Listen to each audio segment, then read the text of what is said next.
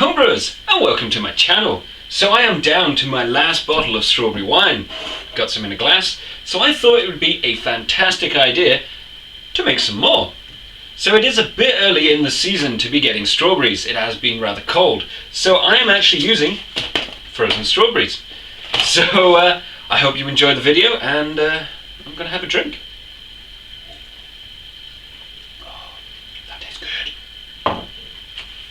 So for this recipe, I am actually going to be using a brewing bucket. In my case, it is an upcycled 10-litre mayonnaise tub, which you would have seen in the sake video. Now, if you don't have a brewing bucket of some description, which has got a wide mouth so it's less likely to puke, puking as in all the fruit stuff comes out, you can use the version 1 that I did of the strawberry one, which I've got at the cards, which uses a 5-litre water container. So I'm going to put this out of the way, and we're going to get set up. So, what we've got in front of you are these. These are frozen strawberries. It's a bit early in the season for getting fresh strawberries, though I will be getting some local strawberries. Wow. So these are £1.50 a pop, and you get 450 grams, and I've got 4 of them. Now, it is about 2 kilos. It is very slightly under. 2 kilos is a good sort of ballpark figure. The more fruit you add, obviously the more expensive it's going to get. But at the same time, the better the wine. Now, there is a lot of things that you can mess about with to make it better, adding acid blends and stuff, but we like to keep things simple, so that's what we're going to be doing. To start making this, it is actually pretty simple. We've got our sterile brew bucket, in my case mayonnaise, upcycled, and I'm going to open it up, just double check it. It smells fresh, it doesn't smell bleachy. If it smells bleachy, then obviously you need to rinse it again. So I'm going to take my kilo of sugar. Lovely, lovely. Now I'm using a kilo because it's easy. Anyone can just buy a kilo of sugar, costs 60p, and dump it in a bucket. Like so, and now it's done. Now I have just boiled the kettle with 1.5 litres of boiling water. So I'm just going to throw that in my bin. I'm just going to pick up my kettle. Now I've got my boiling water, and I'm going to pour it in, and this is going to dissolve the sugar. Just 1.5, because remember, we've got to kind of keep track, because this is a 10-litre container and we're only making a basically 5-litre batch.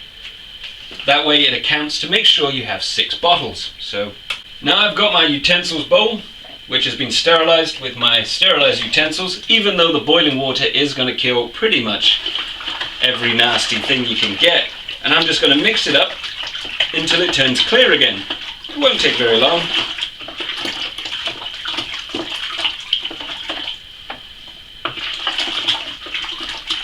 There we go. That was surprisingly easy. Now, because we've got boiling water, I'm just going to pop you there, it's going to help thaw out the strawberries and cool down the water. So we don't need to, oh, they smell really good. So we don't need to add a Camden tablet, because we're not going to be storing this for days. It's fermenting on the pulp, so it's pretty much a 1 bucket kind of thing. So I just open up this. They do smell really good. That's the great thing about frozen strawberries. The freezing process breaks the walls down, so it makes it extract more juice and flavour. And in they go. Look at that.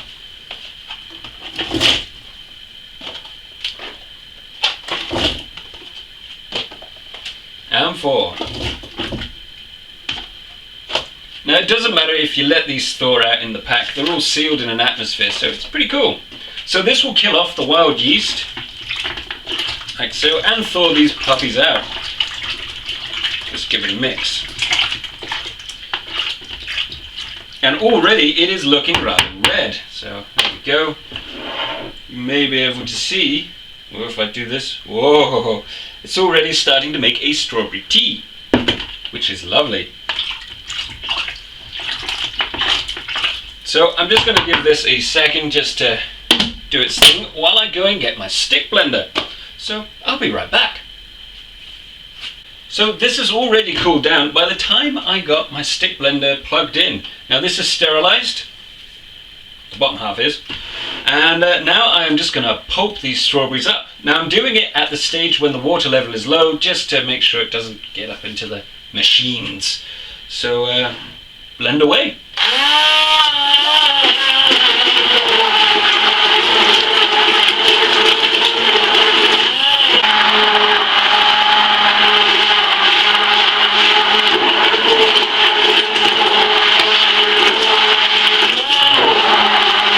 So a strawberry wine has been blitzed. Now, it also breaks down all the lovely pulp, but it also aerates it, which everyone likes. We like aerating our brews to start off with.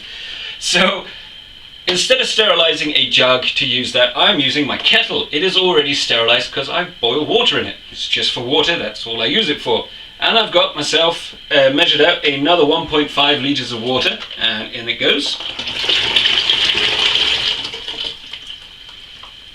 So that brings us up to 3 litres, and I want 5 because, well, when you're making 6 bottles, a little bit extra is always good. So I'm going to fill this up again until we're to the top.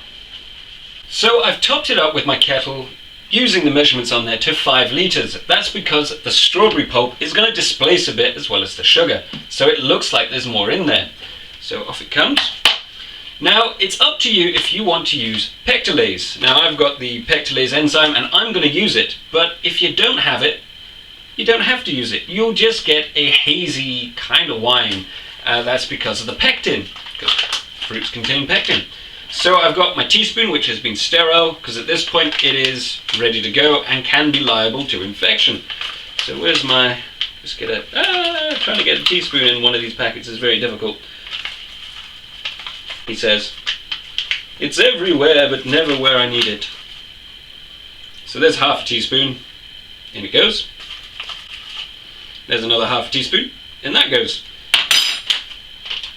So I have lost my measuring, I've lost my swirly spoon. Put it over there. Got my swirly spoon back. So I'm going to use it to stir in my pectolase, because you don't want it to clump up. And it is a beautiful red colour in here, as you would have seen by the blending. There we go. Looking good. And while we've got the time, I'm going to take a hydrometer reading. So just pop it in there. Let it swirl around. And it is saying that it has the potential alcohol of 10%, which is, if I switch this round, of 1.060.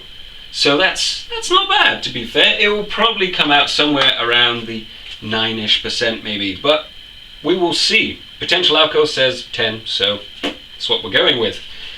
So I'm going to be adding my yeast. Now, you can add yeast nutrient, but it's not necessary, so I'm going to skip it just so everyone knows. Strawberries contain enough nutrients in there for the yeast to ferment out fully. So you can use universal wine yeast. There's nothing wrong with that. It's a nice neutral flavour. But I am going for an all-purpose red yeast. This is because it has more berry flavours, and a country wine like a strawberry wine needs some flavour. More flavour the better, right? So in it goes. Now obviously if you're new to brewing, add a bit more yeast in. You can never add too much. But I know my stuff is sterile, so just sprinkle a little bit on there. And then I fold this up, I keep it airtight and sealed in my fridge. That's why it's always still good. And that's basically it. It is ready to go. All I've got to do, pretty much seal it up with a little bit opened up. Don't knock it down all the way or the lid will blow off. And in about a month or so, this should have finished fermenting. Now, you can weigh down the pulp to the bottom, but it is so thin and small because I used my stick blender that it will drop out once it gets going. That's the word I was looking for. So yeah, that is basically a 1 bucket brew to make a strawberry wine. Now it will have more colour than this one, and it will have a slightly better taste. But at the same time, if you don't have a bucket, this one's still perfectly good. The longer you leave it in the air, the more strawberry flavours it brings out. Well, that is still good. So, I really hope you enjoyed this video, guys. Don't forget to comment, rate, like, share, subscribe, and of course, give us a thumbs up.